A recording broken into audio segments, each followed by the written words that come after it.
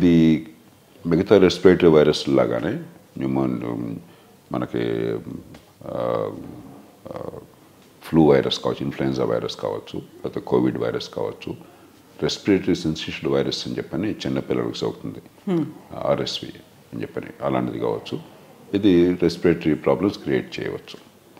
ప్రధానంగా పసిపిల్లలకి 5 ఏళ్ల లోపల, మరీ సంవత్సరం లోపల, సంవత్సరంన్నర లోపల పిల్లలకి ఎక్కువ ప్రమాదం ఉంటుంది.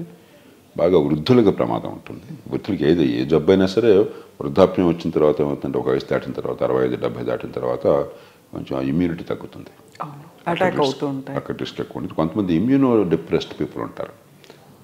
మీకు రకరకాల కారణాల క్యాన్సర్ వస్తే క్యాన్సర్ ట్రీట్మెంట్ ఇచ్చారనుకోండి, కిడ్నీ ట్రాన్స్ప్లాంట్ అయితే మీకు ఇమ్యూనిటీ సప్రెస్ చేశారనుకోండి, రకరకాలుగా. లేకపోతే వ్యాధి వల్ల ఇమ్యూనిటీ తగ్గిన వాళ్ళు కొందరు ఉంటారు, వాళ్ళు జాగ్రత్తలు తీసుకోవాలి. అంతకుమించి పెద్ద భయానికి గురవాల్సిన అవసరం లేదు. కొత్తగా జరిగిందేమీ కాదు.